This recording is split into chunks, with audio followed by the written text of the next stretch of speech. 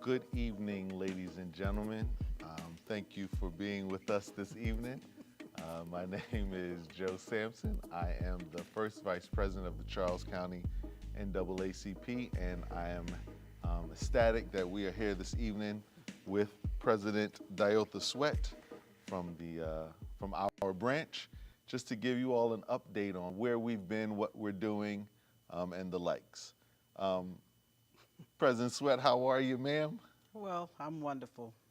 I'm having a great day. It's It's it's always good for you and I to sit and talk civil rights. it Always a good is. day.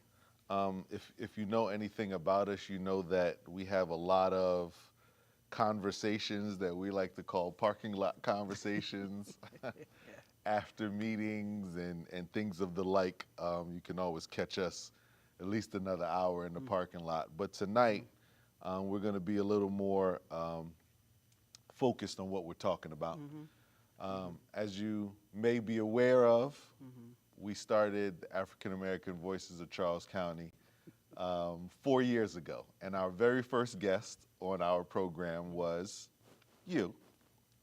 Coincidentally, it was on the 8th of August, Mm-hmm. which is yesterday's date, but in 2019.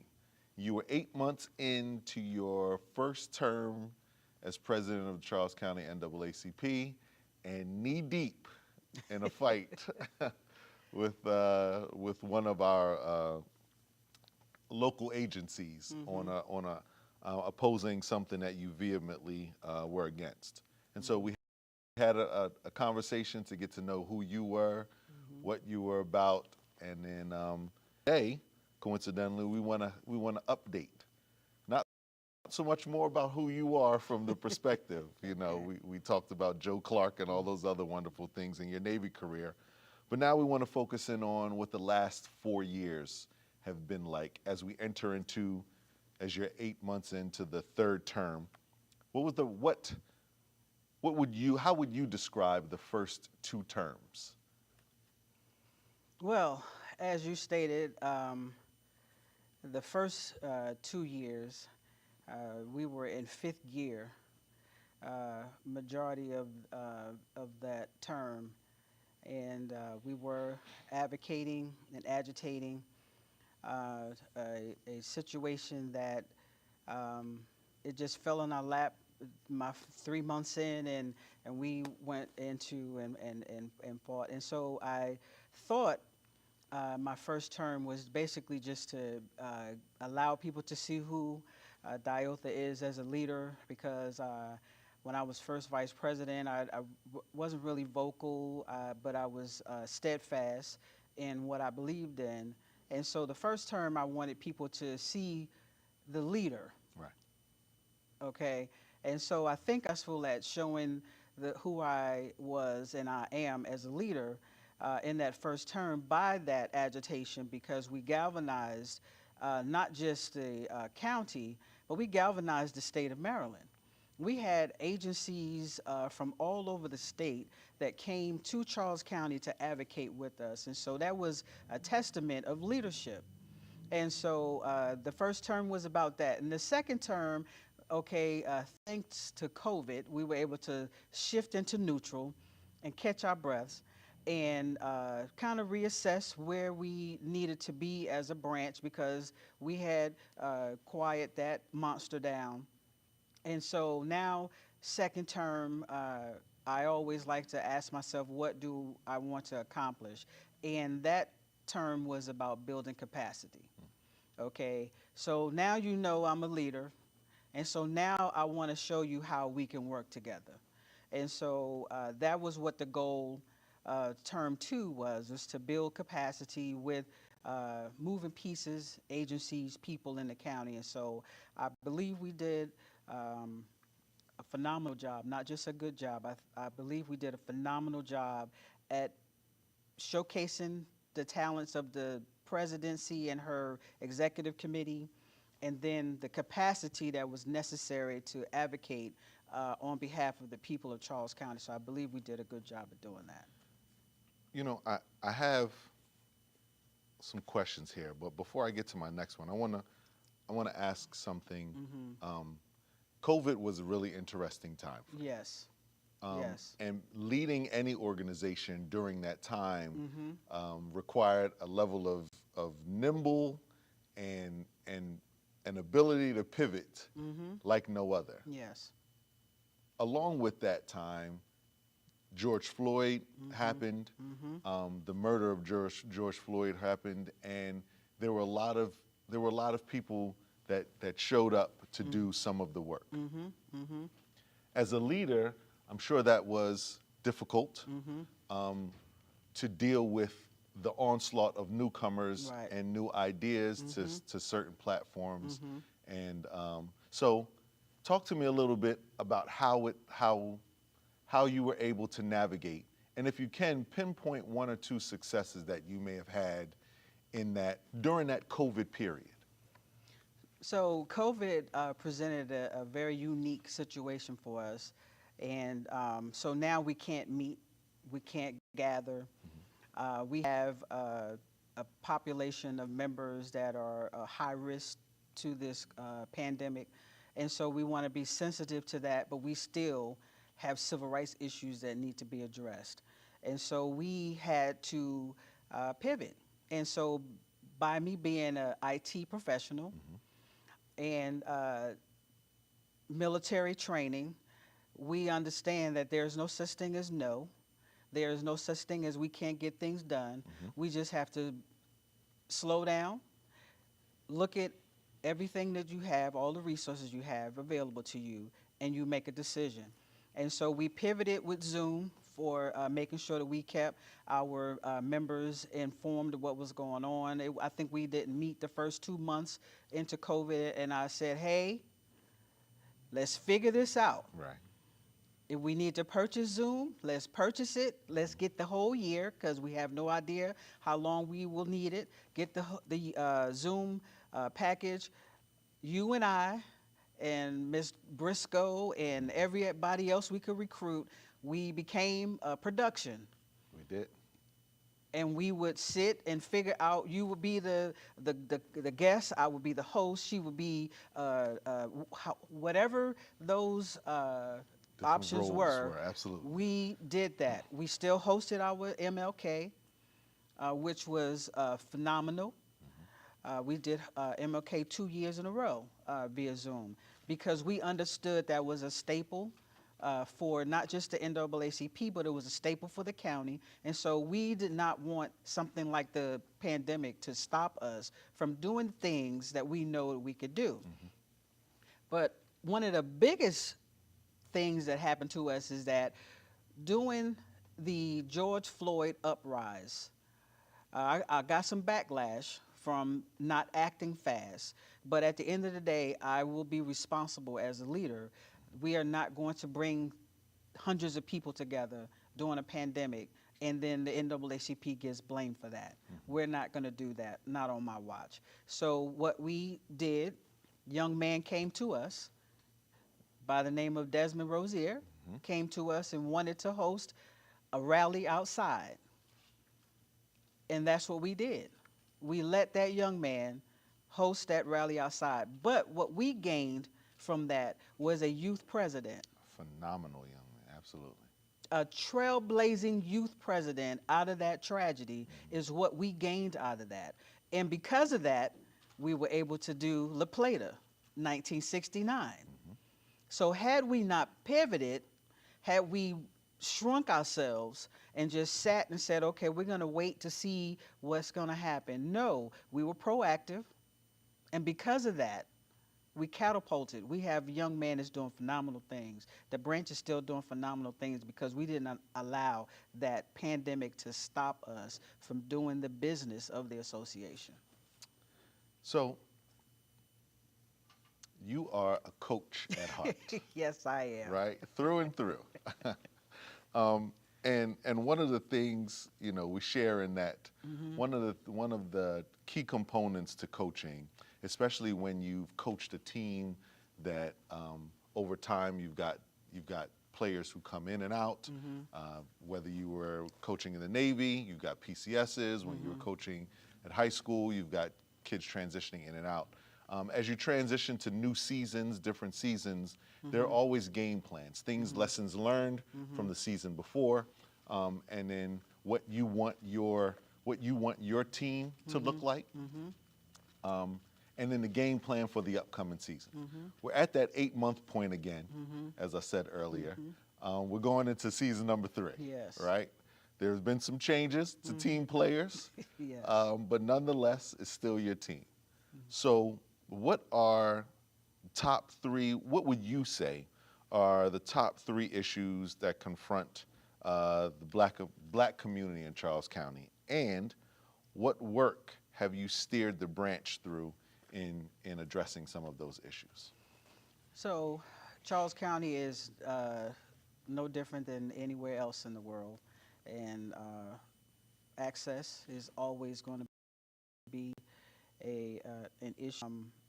Even with all of the information that is out there on the web, there are still enough opportunities for the black and brown communities within any community, but Charles County in particular. Small businesses, we're on the rise. We're on the rise of small business, but the capital is still things that we hear from people stating that I have this idea, but I don't have the capital to do so. And so that's why it's important that we host events, and we are partnering with people and entities like Economic Development, Chamber of Commerce, and things like that, so that we can learn, because we're an advocacy organization, so that we can share with them and say, hey, these are the things that we know are not made available. And so one thing that has still burnt my grits here is that about these black farmers. So we're in a rural state, a part of the state, and we still cannot identify and name and share who our black farmers are. And so that is crucial when we're looking at funding, and now we're having agricultural tourism here in the county. And so if we have black and brown people that are in that business, that's in that realm, we want them to be able to take the full advantage of those options as well. And so that has been a question that I have asked since before I became president. And so it still has not been answered. But I believe capital, access, and the new program is some of the biggest things. What was your second part of your question? Well, what work have you done to steer the branch to addressing some of those issues? So I remember when I ran for county commissioner back in 2018, and one of my team members hashtagged me, and but the hashtag was sweat equity. And so I pride myself in being present. Okay, a lot of leaders do not value being with the people. And again, I remember when I ran for office, I came and I had my campaign outfit was a T-shirt, a pair of cargos, and some Under Armour sneakers. And it spoke volumes to the people that when I was going into their neighborhoods, because I looked like I was going to work. It looked like I was there to do the work. And so I have remembered that. And so when I moved into the position of branch president, I understood that it's important for the people to see the leader doing the work. And so I had never asked my executive team or anyone in the community to show up or do something that sweat equity is not going to be there. And so though I think that is the number one success for me, is that people know that I'm going to show up. And so can't do it, then I say I can't. But if I show up, we're showing up. And so I think that that is the key to the branch of success, is that I have not only shown up, but now the executive team understands the value of, okay, we're going somewhere, I'm not going by myself, right, or it's just you and I. We have people from the branch showing up with the gear on, ready to represent. And so I think that that shows the leadership that in the county that, hey, we're not just here saying that we're 80 some years old, but we're here to do the work of the organization. Um, that's a good point. So I'll say, the branch does a lot of work, right? There are a lot of things that never actually make it to the newspapers, that you don't get any of the glory for outside. Right. That doesn't stop us from doing the work. My question to you is, if you can identify a few, what would you say are some of the most impactful, lesser known, but the operative word here is impactful, some of the most impactful work the branch has done under your leadership? Okay, so I think the one of the things that we talk about membership, but we really don't understand the value of membership. And so the diversity within our membership, and what I mean by that is that when you and I came, most of the members were the elders of the community. Yeah. And I remember saying that we need to reach out and get more young professionals and more young people, et cetera, et cetera. And so when I took over in 19, I wanted to have young people on the leadership team because you're going to bring in new ideas and you're going to force me to lead. Because you're not going to let me come in and talk in a meeting for hours and we talk about nothing. Right. Okay, you're going to make me value your time so that we can handle the work of the organization and move things forward. So membership is one of the biggest things that I think it has grown, not just in numbers, but in diversity. And we have just 2 days ago, I had someone join on the spot. I gave them the login, and they joined. They showed me, hey, I'm a member now. How are you gonna put me to work? Be careful what you ask for. Right. The second thing is that although AXO did not start under my presidency, I was the first chair, and so to see that grow, not just here locally, but to actually go to the national convention and see how even coming out of COVID. Last year, we were in New Jersey. We brought back almost $50,000 worth of scholarships for our young people. Okay, we won gold, and this year was no different. We won gold, but it wasn't the gold, and it really isn't the money, but it's the experience that we are giving our young people before they go into the world, because AXO is high school students, 9 through 12, and so to be able to give them that broad lens of what they can do, and there are other people out there that looks like them that's doing it as well, and we're part of that. Remember, I sent back to the group, this was money well spent. Absolutely. It was money well spent, because when you walk up to one of your AXO winners station, and there's someone from an organization, federal organization, that's sitting there talking about this person's project and saying that that's the innovation that we need to move things forward. That's what we should be doing. Yeah. And so those are two things that that I pride in, and the fact that we don't have to ask to come into spaces anymore. Sometimes we have to say no because we get so much now. And I remember having to say, hey, why we didn't get the call? Why didn't we get the email? Why? And now we don't have to do that. We have shown the agencies, the leaders, and we're about business. We come to the table, we're here to make sure that we're advocating for our young people, for our senior citizens, for our voiceless citizens in Charles County. So the exposure in those rooms now is there. It's like the door is open. We can walk in whatever door we want to walk into now. I think you may have been peeking at my I was not peeking. Because that's a perfect segue into my next question. Yes. And that's and since we're there, let's talk about the importance of working relationships with both private and public and county officials. What is that like?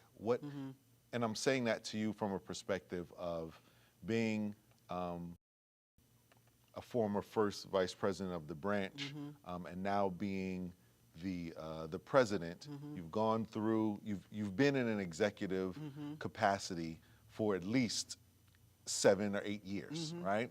And so, as you just spoke about, the now having the invitations instead of forcing yourself upon certain seats. What is the value in that relationship?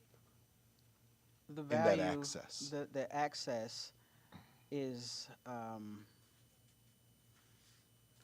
it makes your job easier. Even if you're coming to be contentious with your visit, it still makes it easier because they understand when you're consistent and when you're following policies and procedures that are governed by your organization. They know that when you ask to speak to them, whether it's good or bad, it is for the betterment of the people that you're there to advocate for. And so, being a military person, I understand the value of networking.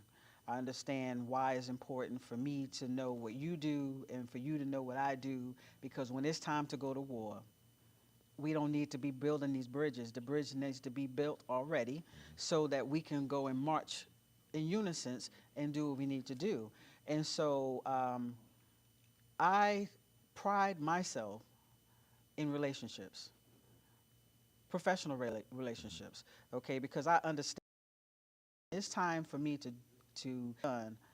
I can't sit here and try to talk to you and convince you that this is a good thing. Yeah. I need to have done that already. And so good leaders do that. And so we have collaborated with the health department during the pandemic. I remember I was sitting at home and I was listening to the health officer talking about we need to do clinics. We need to get people vaccinated. But I did understand that the black and brown community was not ready to get that shot. Yeah. So I built that relationship, but we did still build a relationship with the hospital. Remember, we had a Q&A session. We brought all of the black organizations together. Bring your members. We're going to bring health professionals to one space. Let them share with us what's going on with this vaccine. Ask all the questions that you need to ask, because people, we're dying at alarming rates, and so we need to figure this out. And so we took the lead on that. And so we built the relationship with the health department. We held clinics. We were holding so many clinics, I thought I was on the payroll with the health department. Right, absolutely. Because people were calling me wanting to know when there was another Shot clinic, absolutely. how can I get my shot? But you know what? We did what we had to do. Okay, school system, we had some difficulties on one issue, but it does not sever the relationship. Right. Okay, because if you cannot agree to disagree as leaders, you're not a good leader, period. Okay, and so we disagreed on one thing. New superintendent comes in, how do we need to work together to make sure that the branch and the school system works together? Because it's our children that we're talking about. So we don't need to be on the outside trying to advocate. We need to be in the room at the table leading the conversation. We work with the county commissioners. We work with the state delegations. We work with the state senators. We've testified in Annapolis. We've supported bills. We have led charges that folks don't even know that we were there, because we're not working around with the bullhorn, tooting our horns. We're doing the work. And so relationships matter. Civil rights fight. If you do not build those relationships, you're just going to be fighting. I agree. And that's a perfect segue. Again, we're on a segue roll segue. right now. Commissioner President Collins just entered into the space, Yes. and so we've got a couple of questions for him, because as we talk about relationships, and again, relationships has a lot of meanings to it, right? And what we're talking about is the relationship that that doesn't result in you forcing yourself Right. upon an entity, but that entity knowing that you're here, respecting the work that you do, and if not saves a seat for you, but lets you know what's coming up, and not so much does anything that shows any favoritism to an organization, but basically says, hey, this is what's happening in the county, not sure if you're aware of it, you know, and things of Right. that nature. So Absolutely. we're going to pause for a moment. We're going to add in another seat here from Okay. Commissioner President Collins, just to chat with us for a quick second. Okay.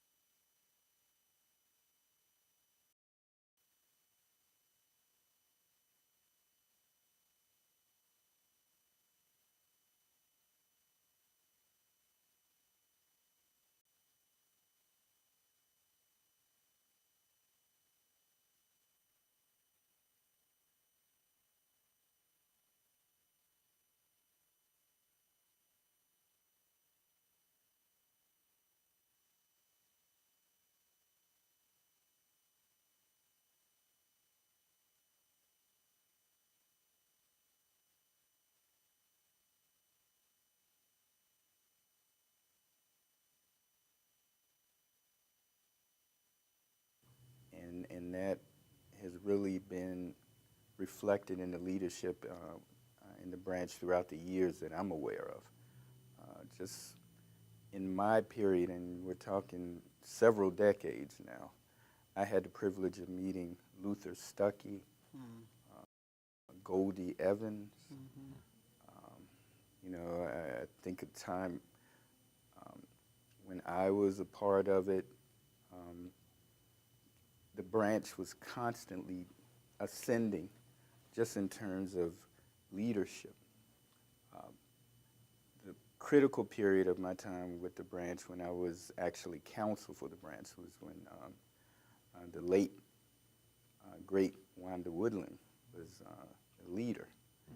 And during that period, the branch took on a significant level of advocacy, really addressing issues that had been in the community for years. I mean, you're talking then in the 90s, but we were still dealing with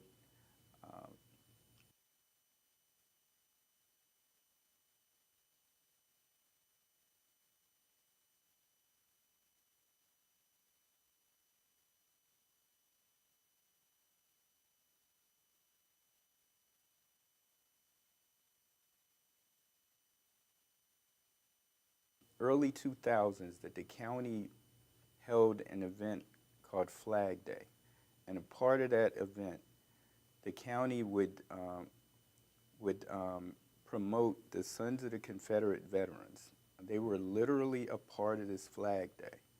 And I never forget, at that time, I contacted the then president of the Board of Commissioners, Murray Levy, and I was like, bruh, what's up? You know, this is Murray Levy, right? Like, bruh, what are you doing? He's like, oh, Ruben, I never really thought of it.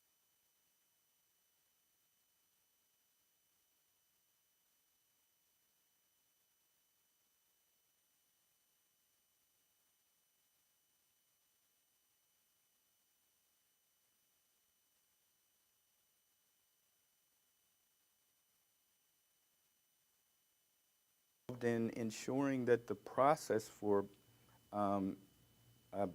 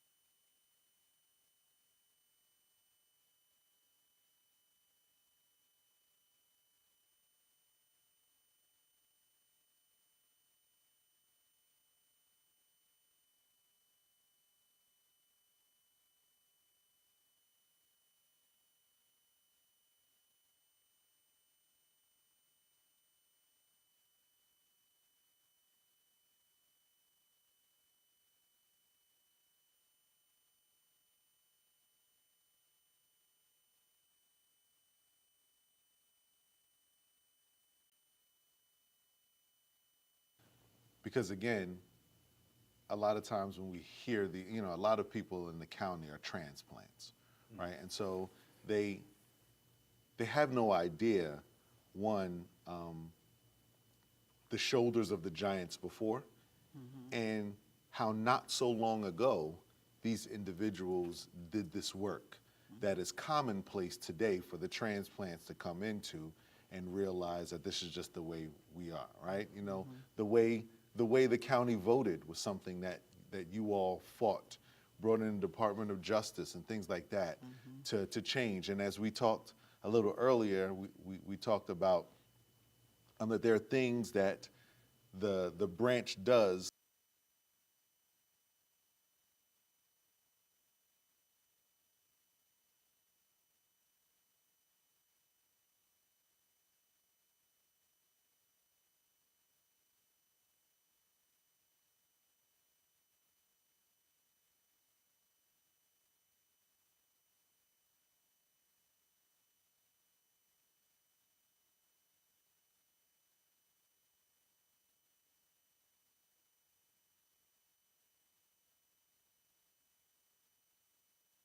continues to be a force and almost like the conscience of our community, because it's always been at the forefront in really setting the standard and putting out that clarion call as it relates to issues that are impactful within the community. And I can tell you, just through President Sweat's leadership, she has this uncanny ability of kind of letting me know when things are going on just by, like a little text, like, yo, yeah, what's up? I mean, and that literally, that's the way it is. Yo, what's up? I'm like, okay, but I learned to appreciate that there was going to be that follow-up. And that follow-up,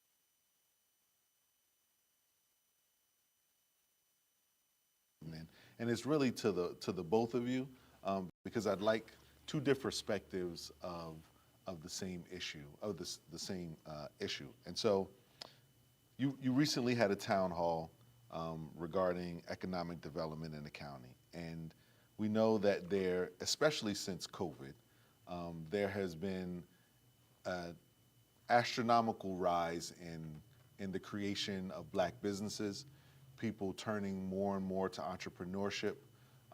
The lessons learned from that time period in a lot of people's lives had them wanting to take more control of their own economic successes. However, it hasn't been the easiest road for a number of different reasons. And so we're appreciative of opportunities like your town hall, where you're spreading the message to and bringing the Economic Development Committee that we have to be involved in things like that. So my question to you is, what are some of those issues that you see from the public agency perspective, and then President Sweat, from the community perspective, that you hear from community residents about about access to or small businesses across the board? I think right off the bat,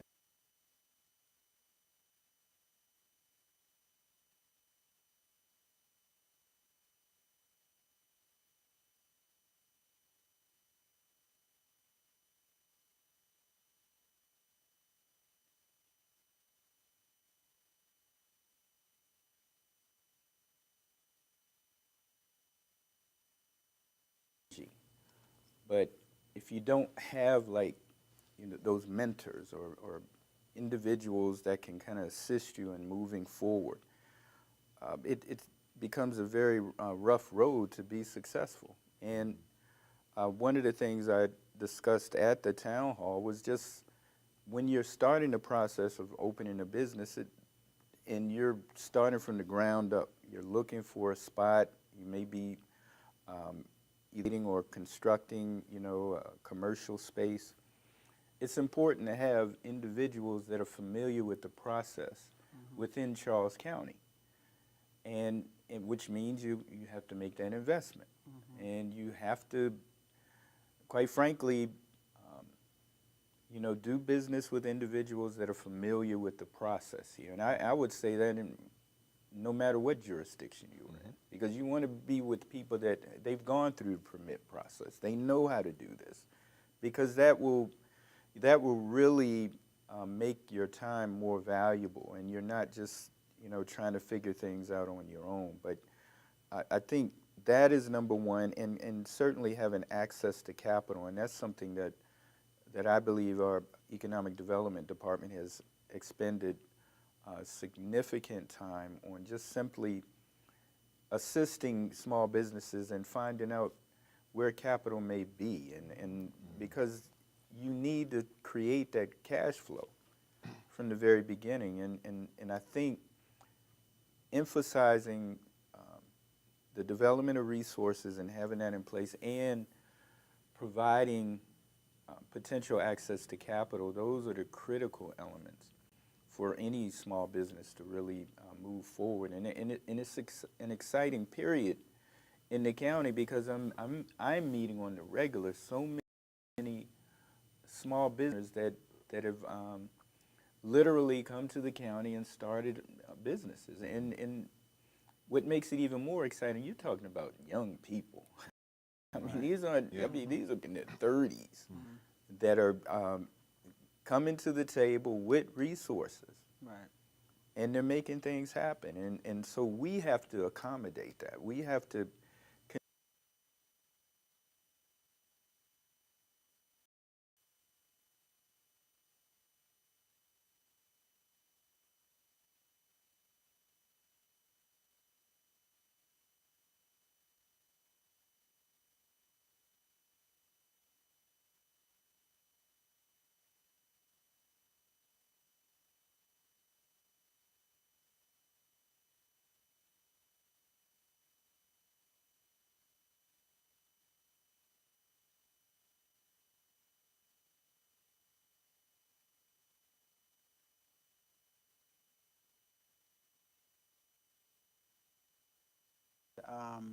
What we are seeing is that sometimes the county is not prepared to handle that. The processes are not as streamlined or as current, and we get complaints. So what people don't know is that we get actual complaints of discrimination in nature or segregation or whatever, and so we have people that call and say, I put a permit in, and this is at the planning, growth, and management. I put a permit in, and I went and they said I need to fix this, so I fixed it.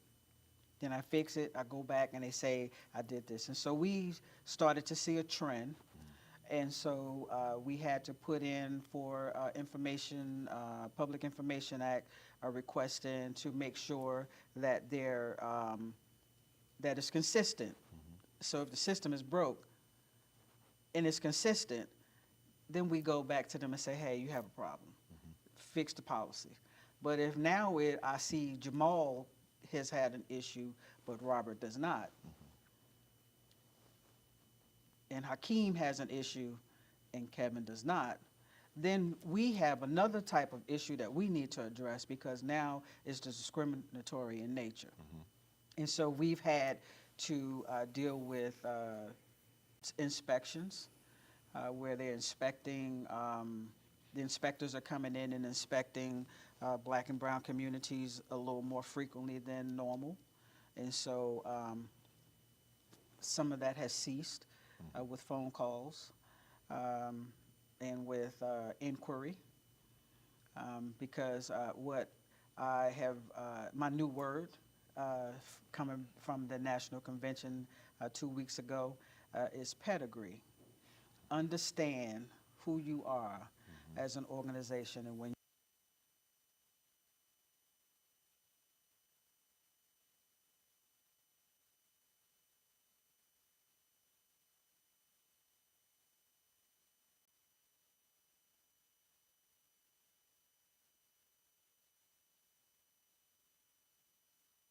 President Sweat at the helm.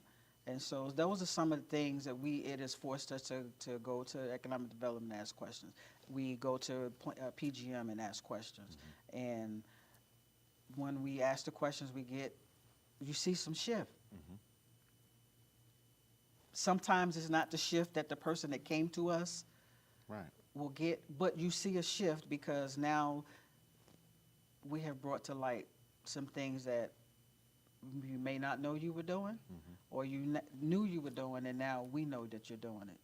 So the two different set of lenses and two different sets of responsibilities where economic is because that's one of our charges to make sure that black and brown businesses can thrive in this county, and so we're going to do what we're supposed to do. I- I'll I'll add. Um,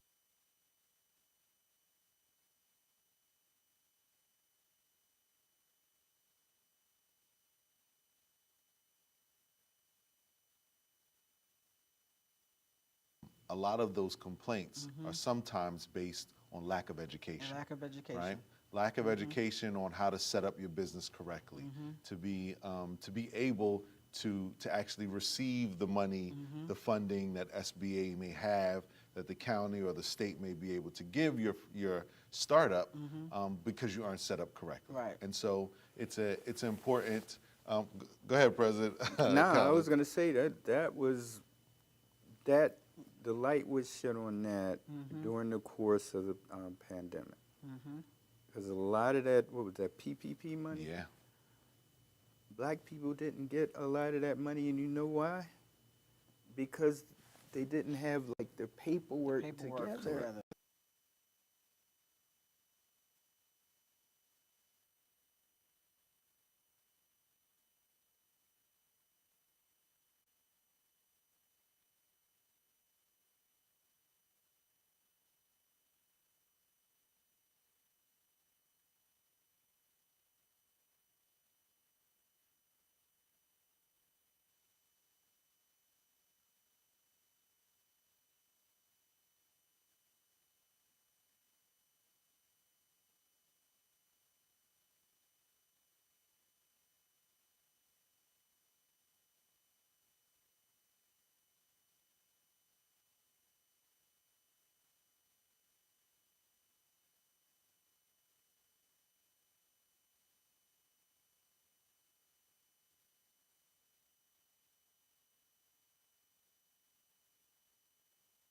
Problem. Right.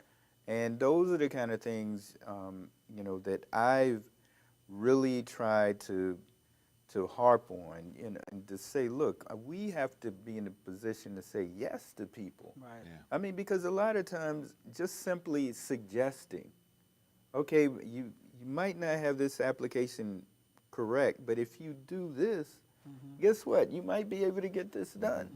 I mean, in many instances, it's that simple. Yeah. And so that's why I say that there is an institutional shift. And I think that's extremely important, because I think there's a recognition that, these bureaucrats represent the community. And they have to understand, it benefits our overall economy to see these businesses thrive. Right. Because these businesses are paying for your salary. You Absolutely. understand? Right. I mean, that's for real. That's the reality. Yeah. So no. Well,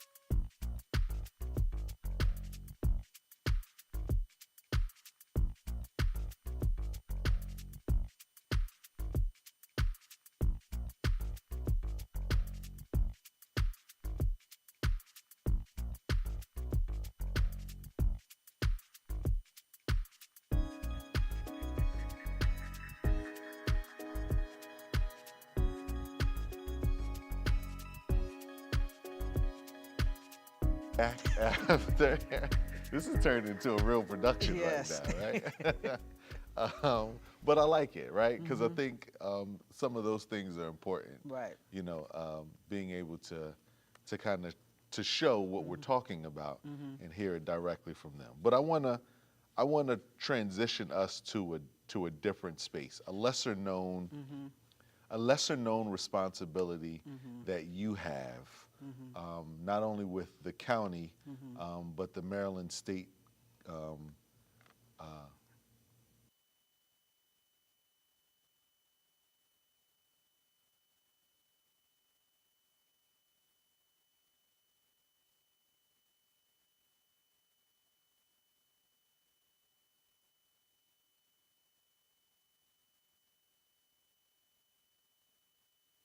All things NAACP, mhm. just here in Charles County. But I do hold an actual state elected position right now. I have been serving as the State Youth and College Division Advisor. And what that means is that I am the person that m- advises the state youth president and help manage the youth councils and the college chapters across the state. I was brought into that position by President Emeritus Stansberry. Um, he and I have and just like you and I, we have a love for basketball, and so he needed someone to revive the youth and college division at the state level, and he felt that I was the good person to be put in that position. So I've been serving in that capacity for 7 years now. So I've also worked with other presidents across the state. I have been asked to help some new presidents get their bearings together and things like that. So I have been able to do that. My leadership and the work that we have done here in Charles County has showcased Charles County in a way that sometimes I'm amazed as how we're becoming like the benchmark as to this is how things should be done, or these are have you talked to President Sweat? And so people, other presidents have called me, and we don't need to name who they are or what counties they're from, but I have helped countless presidents, and so I've supported legislation when they need to go to Maryland General Assembly when it's time for people to go testify. Uh, Charles County is one of the branches that they call to go and support state legislation. And even at the national level,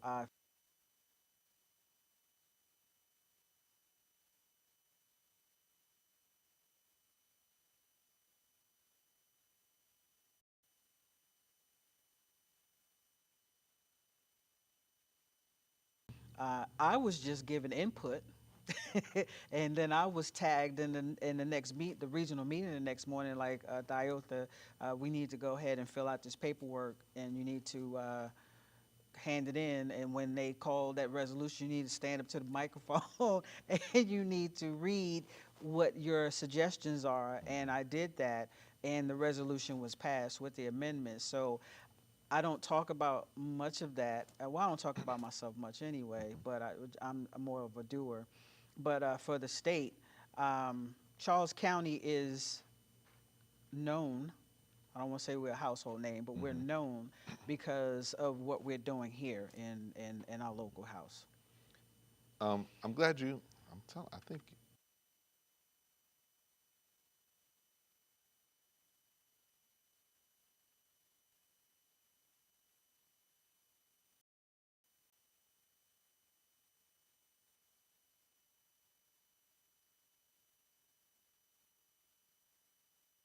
Mm. 2 weeks ago. Right. You spoke at one of the breakouts. Hmm. What was that about? So that was that is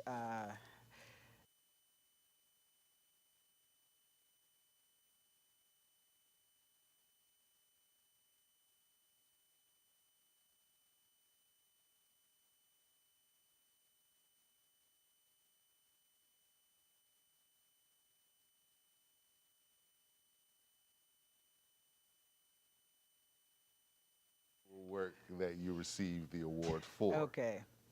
So I, as the president, led the charge for the bus drivers here in the county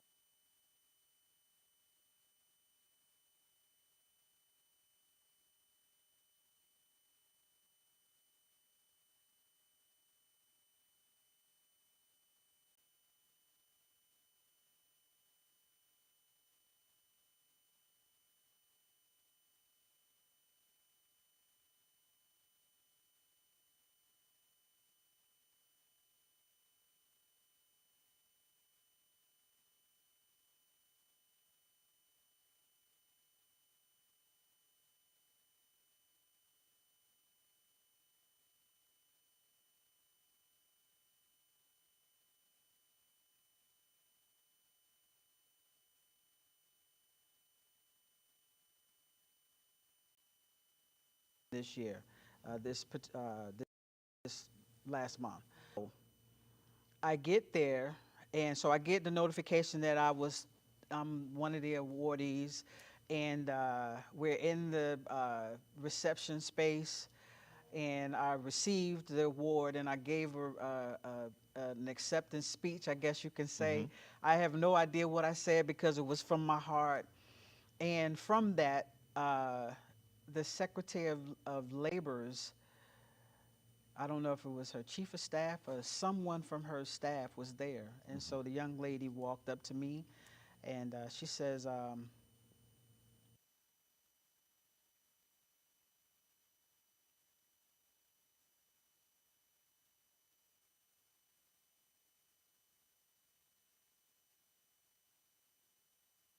Employees, States of yeah, America.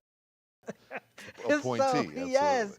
And so that led to me in a space with a bunch of international union presidents, special reception that the labor secretary wanted to hold with them to talk about labor issues across the nation. And Charles County was in that room.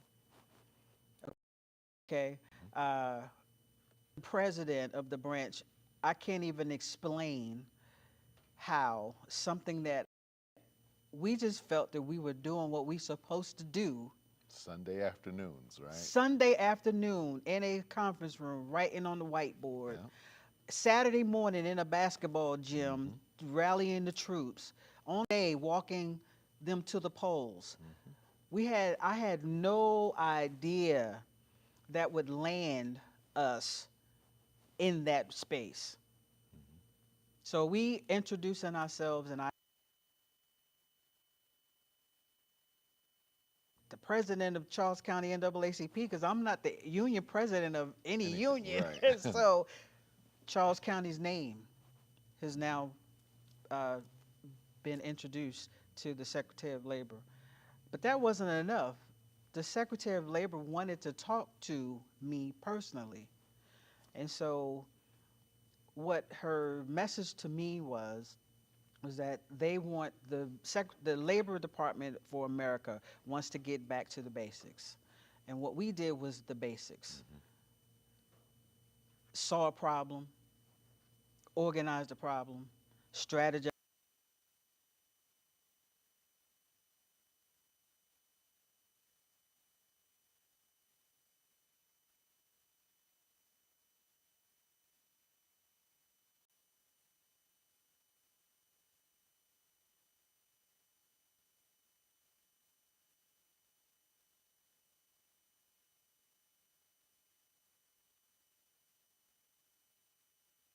and help black and brown folks be prepared, not just start the business, but maintain and sustain the business. And that is a game changer that we're supposed to do as the NAACP. And so in retrospect, we checked that box and did it well. No, we didn't check the box. Yeah, it We was a colored it all the that's, way in. that's where you got to add your initials in the box instead of checking.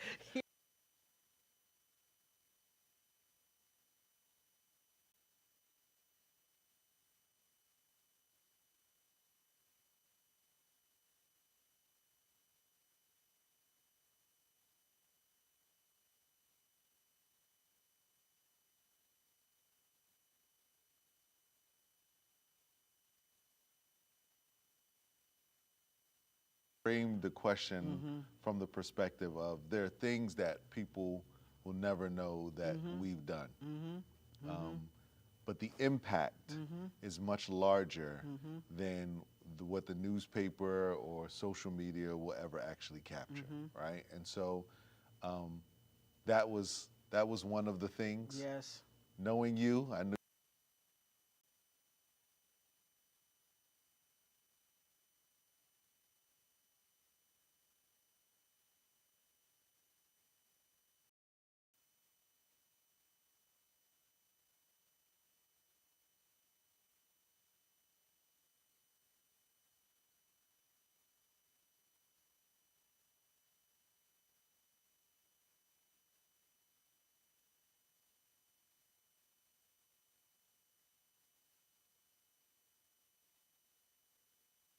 Obviously a national level, you come back and you view your local level through a different lens, right? And so as you do that, you address and attack the local level from a national perspective, right, or a state level perspective, which usually aids in getting things done in a different manner. Right. Staying back at that upper level, the two higher levels, what are some, from those vantage points, what are some of the issues?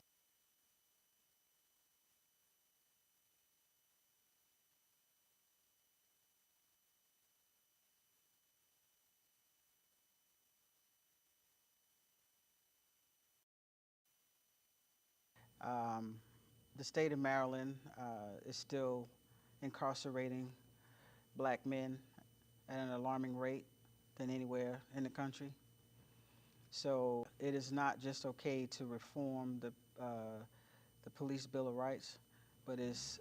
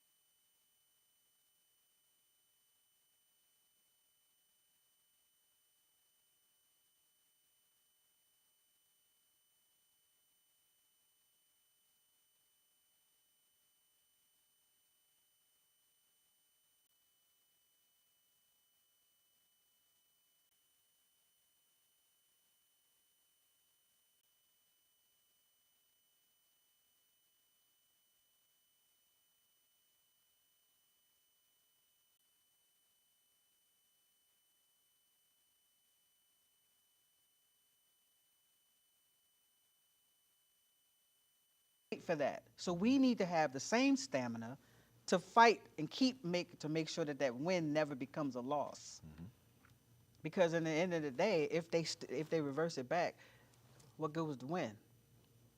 Okay, and so criminal justice, yes, we have done some phenomenal things during the pandemic because of the uprising, the civil unrest, but it's quiet now. How are we implementing those things? How are we managing those things?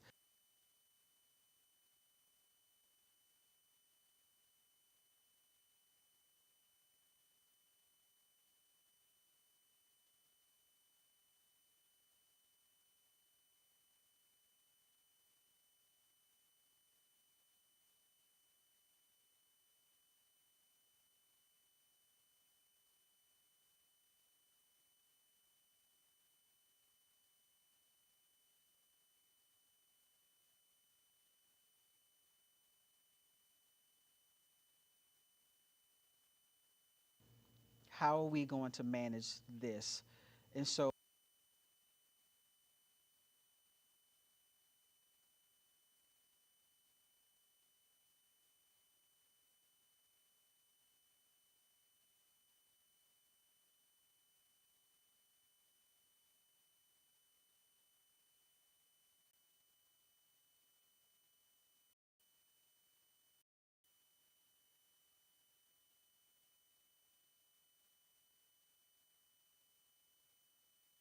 at stake. Okay, so I see that as an issue. Okay, resources are still an issue. you and I know how to navigate through all of that, but the next person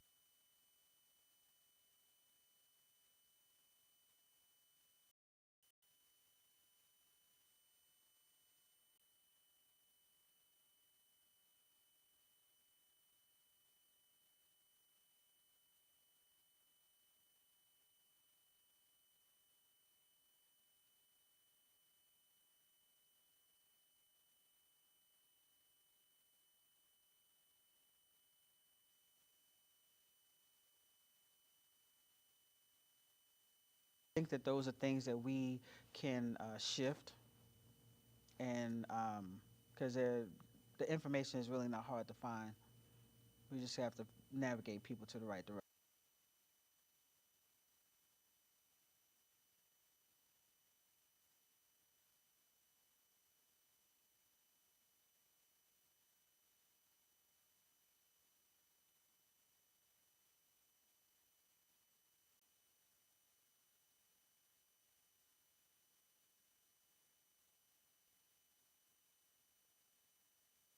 Softball of a question than Softball this, than that.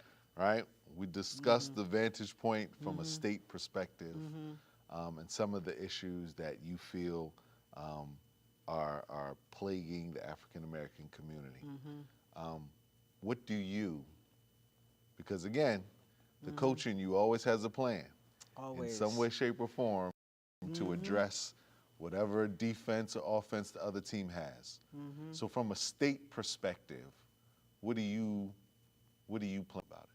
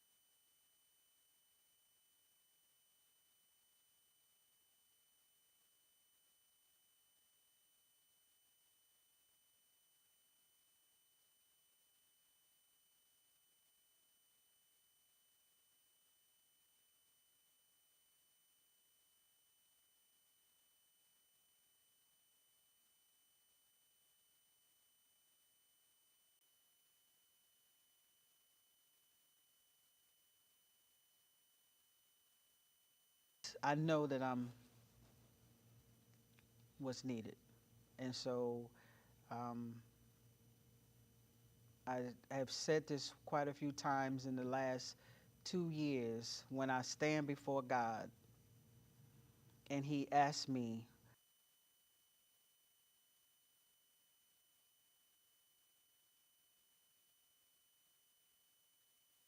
I want to have to walk away.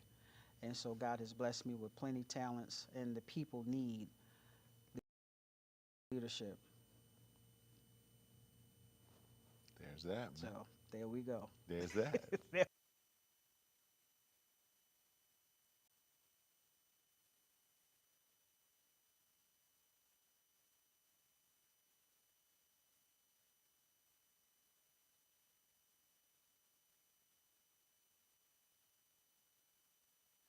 In any way, shape, or form. But um, as we look back on this last hour or so, and where the branch has gone under your leadership over the last 4 years, we're moving into season number 3. The relationships we've built through the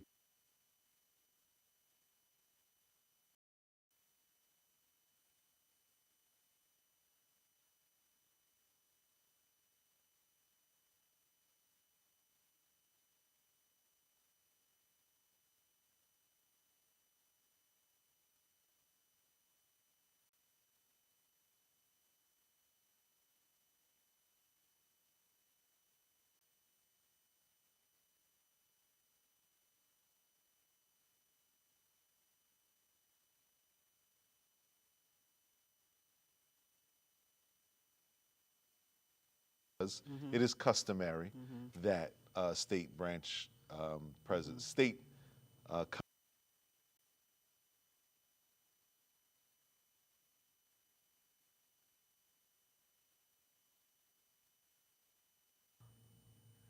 What I want to bring to the state is cohesiveness. What I want to bring to the state is the ability to collectively do the work of the organization.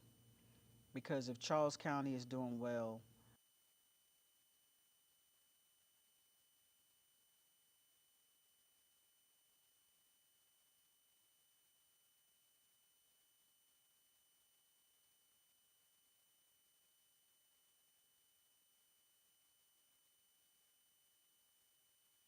county here in Maryland, you should be operating. We, as the state conference, should be able to give you the resources, help you get resources to make sure that you can do what you need to do because black and brown people are dying. And we need to understand that we are an organization that has been in place for 114 years. We are the premier organization that fight for black people. And so we need leaders in place that will, without a shadow of a doubt, advocate, agitate, and legislate on behalf of our people. and there you have it. Yes.